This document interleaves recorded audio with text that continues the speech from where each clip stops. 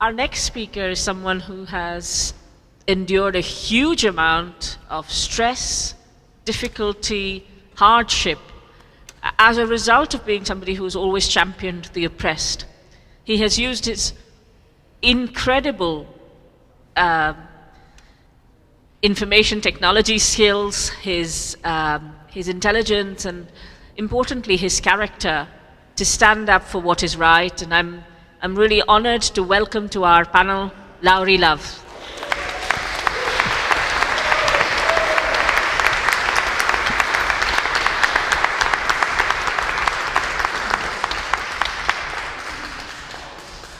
Hello, hello everybody. Can you hear me? So firstly, apologies for being somewhat delayed. Traffic and other things conspired to make me later than I planned to be. I'm thankful to be invited and honoured to be sitting amongst such distinguished individuals and, may I say, comrades. And to paraphrase Oscar Wilde, aka hacker, I am a hacker. I do not deny it. I claim it with pride. As I define a hacker to be someone who sees technology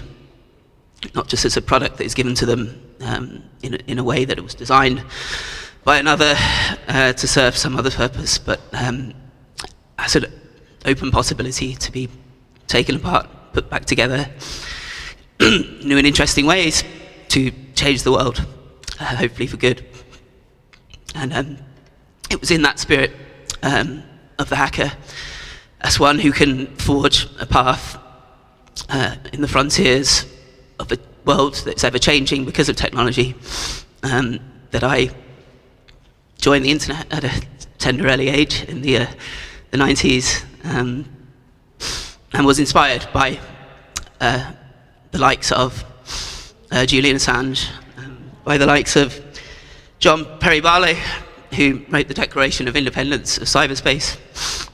which is too long, so I'd love to read it in full, but we don't have time. But the basic thesis was that there is a new world, a new digital world, where everyone is brought together, everyone has, in potential, an equal footing, an equal ability to associate, to exercise freedom of speech, to enrich themselves through access of information, and to dream, and by dreaming bring about a different world. And that this new space, this new cyberspace, must be free from the anchors that have weighed down societies, the agenda, the limitations of region, factionalism, divisions of ethnicity, language, religion, and mundane politics, and greed. And so these people, these pioneers, some of them called cypherpunks because they used the science of cryptography, ciphers, and beyond ciphers, the ability to design systems so that there isn't a need to trust, there isn't a need to depend on powers and authorities being benevolent and being in our best interest, that we can take the power into our own hands to communicate one with another securely, to create our own infrastructure for the collection and dissemination of information. And so Julian Assange inspired me through his early work in cryptography, but obviously through WikiLeaks, when, as we all know, they broke through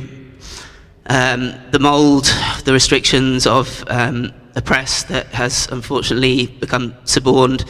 and secondary and subverted and corrupted by power and influence, in a Faustian pact for access or to have a comfortable life, or because of the groupthink that comes out of them being a very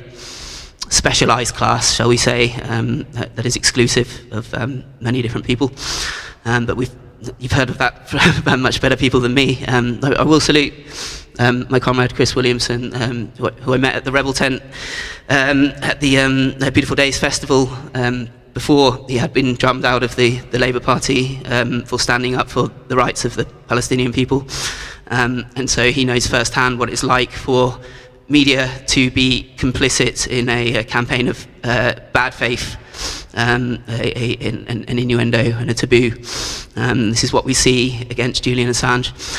My personal story in this connection began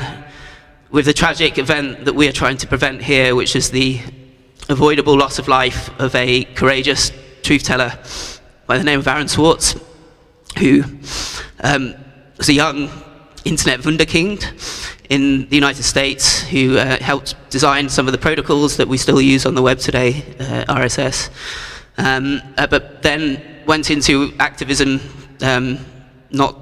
maybe out of predilection or because he wanted to be involved in politics, but out of a sense of necessity, because he wanted to, again, bring about this better world through the internet. And he helped stand up against some bad legislation that the United States Congress was bringing in to curtail internet freedoms and to empower the copyright cartel and the security industries to undermine users' rights. And because he was so successful, because he had been associated with creating technologies to enable whistleblowing, to enable the conveying of information securely to outlets such as WikiLeaks, technology we now call secure drop, that is used all over the world. They had a pretext to arrest him for downloading scientific journal articles from a library computer system at MIT. And he was hounded to death by an overzealous prosecutor, and because he was in the bad books of people in power that wanted to make an example of someone so that others would not be so courageous, and because he had been an inspiration to others. So it was after Aaron Swartz's death that there was a campaign on the internet, hacktivist campaign, shall we say, under the banner and branding of Anonymous, trying to make, shall we say, a forced point through the exercise of political speech, through means and methods considered outside of the acceptable ones, but non-destructively, but certainly getting a message out there on various government computer websites, saying that something has to change. And just to summarize it, the reason why Aaron was able to be forced into the tragic decision he made to end his own life was because the United States federal justice system, I have to put the air quotes around justice in my head, operates under a coercive plea bargaining system where by 97% of federal criminal defendants do not even see their day in court, do not stand before a jury of their peers to be judged by their peers after an adversarial system of evidence, an argument and contention and findings of fact. Instead, they take a plea bargain, they take an offer they can't refuse, to quote a film about gangsters, because this is a story about gangsters. And the reason they take this offer they can't refuse is because the leeway of the federal criminal sentencing guidelines and the freedom of prosecutors to pile on charges so that they can say, you cooperate with us, you sacrifice your right to a free trial, you turn and you inform upon your comrades, become part of our system of oppression, and we will give you 5 years or 10 years, and if you don't, you'll face 75 years, as Aaron faced for accessing science,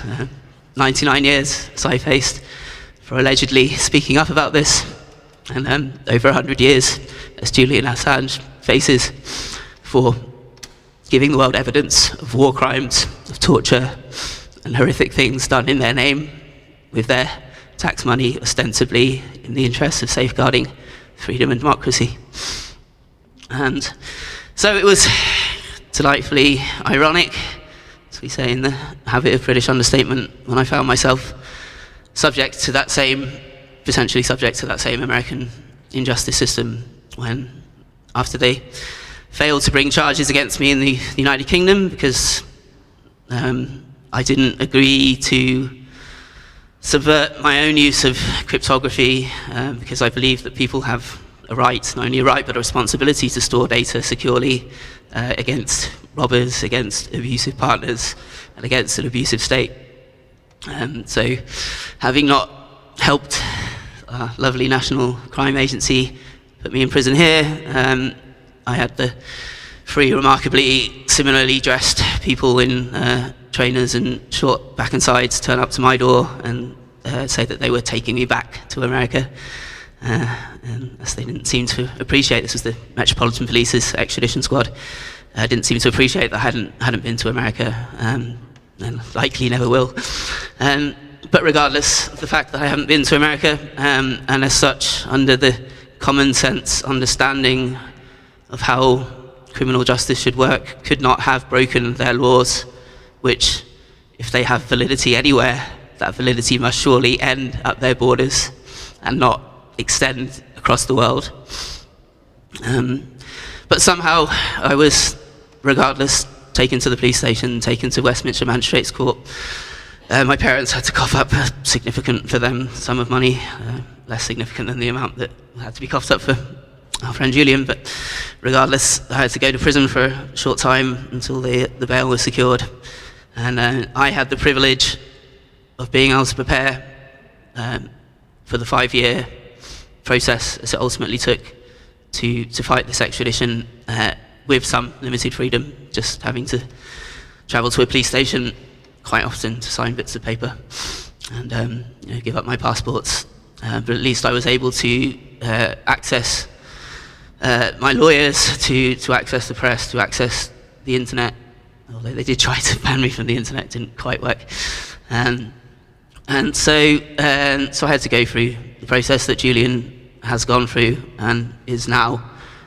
we hope, and confidently have faith, is coming to the right conclusion. And so I'll just speak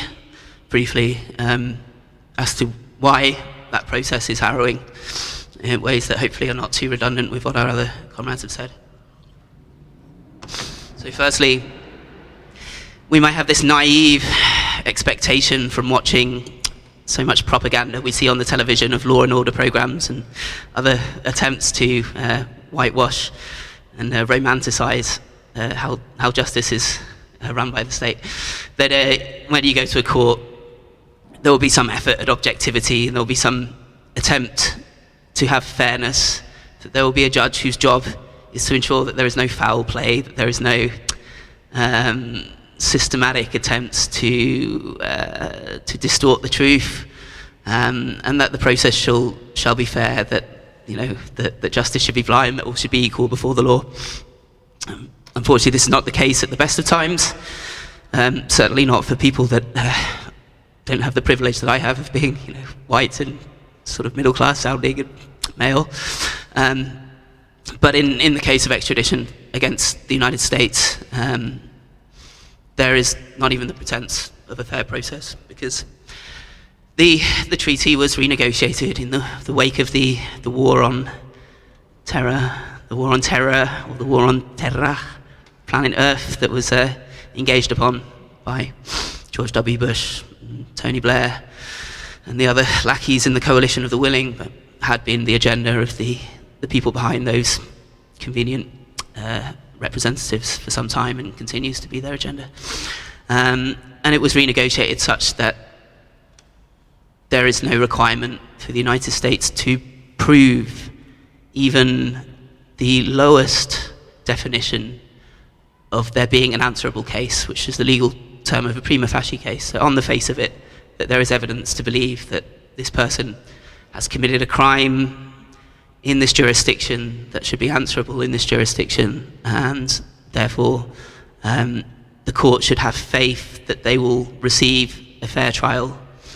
on the other side of that process. Because this requirement was taken away, it meant that I had to sit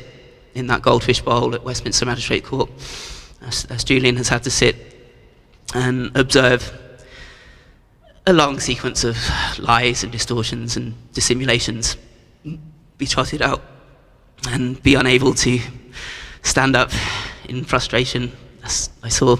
Julian do, felt very much how I had felt in that situation. The need to say, hold on a minute, it's not even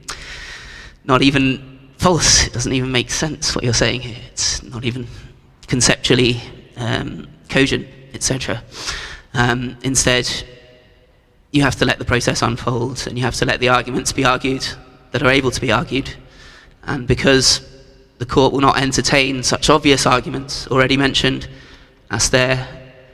matter of jurisdiction, the jurisdiction in the case of America attempting to try people in their corrupted, unjust criminal courts for actions undertaken while not in their country, is called exorbitant jurisdiction or extraterritorial jurisdiction. It should be an easy reason to throw the case out. The disparity in sentences. To be extradited, there has to be what's called dual criminality. It has to be equally an offence in the requesting country as the requested country. But they do not take into consideration that it is not an equal crime if in this country, for example, for the offences I was accused of, one might receive a custodial sentence of 36 months, whereas in the requesting country, one might expect to spend the rest of their life in a concrete box. This is not equivalent in any way. But that argument could not be argued. It could not be argued, as was mentioned, that this is clearly a political offence. There's a good punk song from the 90s by Skunk Anansi that says, I won't use the swear word, but yes, it's freaking political. Everything's political. There is not an act of truth-telling that isn't political, especially when that truth-telling is about the ways in which politics has perpetrated horrific abuses, and the so-called measures that are supposed to hold them in check, the cherished fourth estate, has not just failed to provide that necessary check and balance to power, but has become complicit in its exercise, again, as we've heard so eloquently. So, in the absence of any of these quite reasonable arguments, it had to come down to the question of, an incredibly relevant and important question, of whether someone might survive incarceration in that system, survive even the process before they are sentenced under colour of law, which involves sitting in the jails, going through protracted trials designed to wear you down and to destroy you. And in my case, the place that I would be expected to go, and the place where Julian would be expected to go if he were to be extradited, is a horrific institution in New York called the Metropolitan Corrections and Detention Center, where people who watch the news may know that someone recently did commit suicide. The infamous Jeffrey Epstein was certainly killed in that institution, despite in my extradition there being great pains taken to suggest that this is a safe place to put someone, that if you are suicidal, quite understandably, because you've been taken away from your country and your family to a place you've never been, to be torn down and tortured by strangers for trying to do the right thing, that you might find yourself lacking any more in any hope, knowing that your life has been reduced from all its possible value, all its possible capacity to being an example to others, to scare them out of similar acts of courage, that you might then want to take that way out and not sit through that for the rest of your life. And so it was found in my case that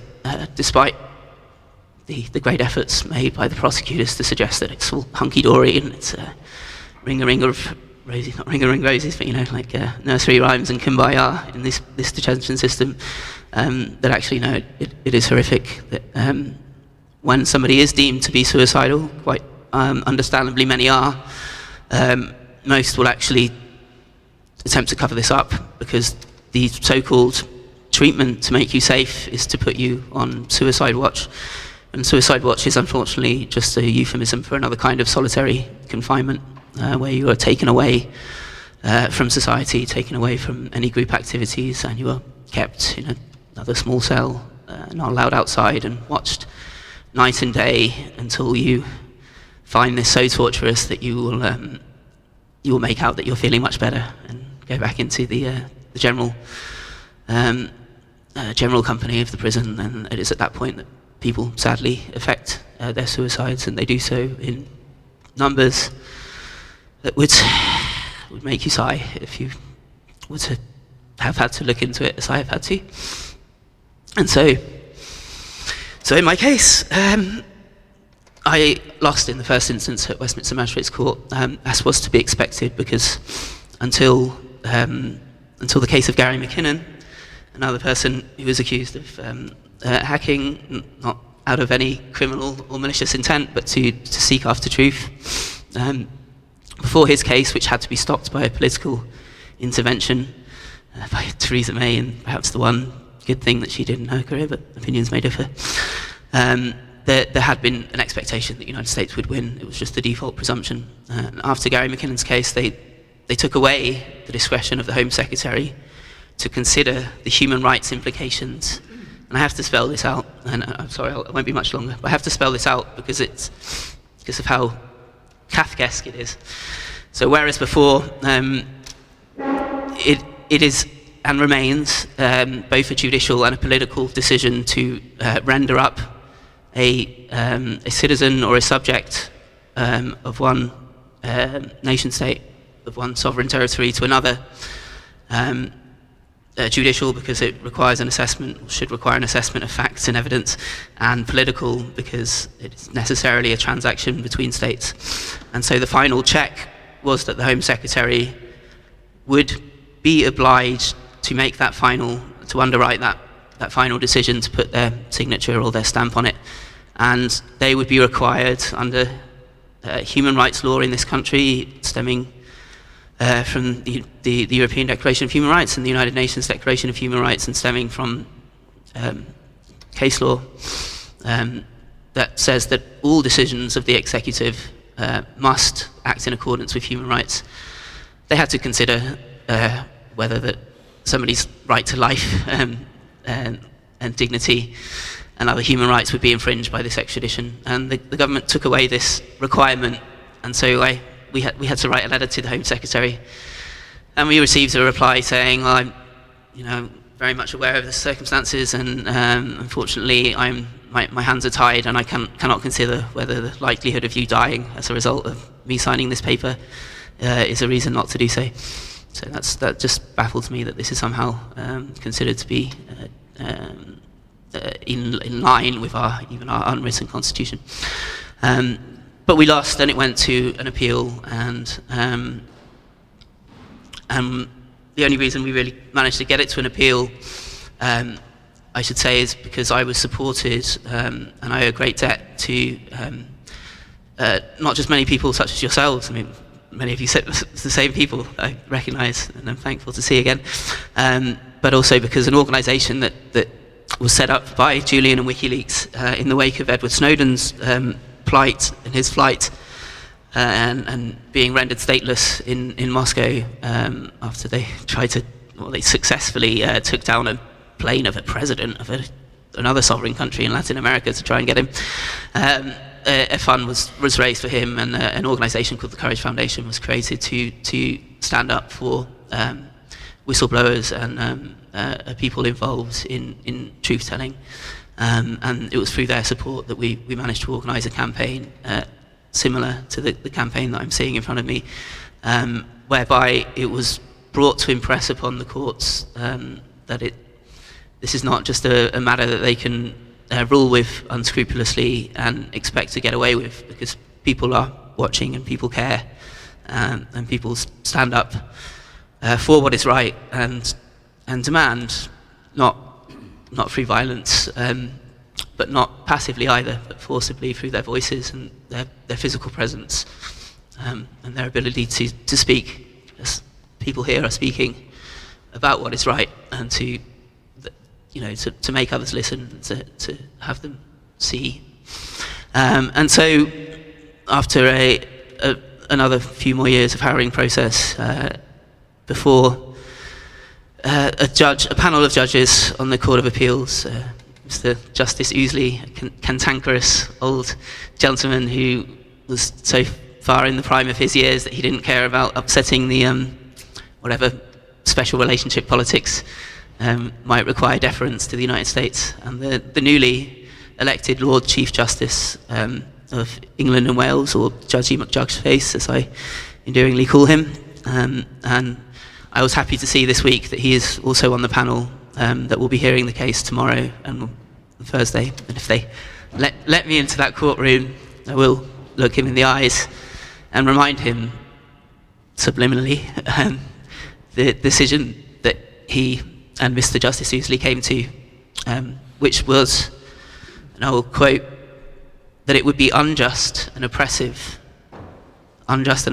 being precise judicial, jurisprudential, quite precise legal language, be unjust and oppressive in light of our obligations under human rights to send someone such as myself, someone, as is now argued, such as Julian, who would face such dehumanizing and torturous conditions, as to make it, in light of our character, our disposition, our history of mental health or mental uniqueness, shall we say, that there could not be a reasonable assurance of the preservation of their life. And so I hope that this will hold in this appeal, that the grounds by which this extradition was refused in the magistrate's court, that it would be unsafe to send Julian Assange to this horrific regime, to render him unto the same regime whose war crimes he reported, something that would be beyond the ability of anyone to consider for any other country in the United States, that they will be found that this cannot be done. And so I hope to be with you when we see that outcome.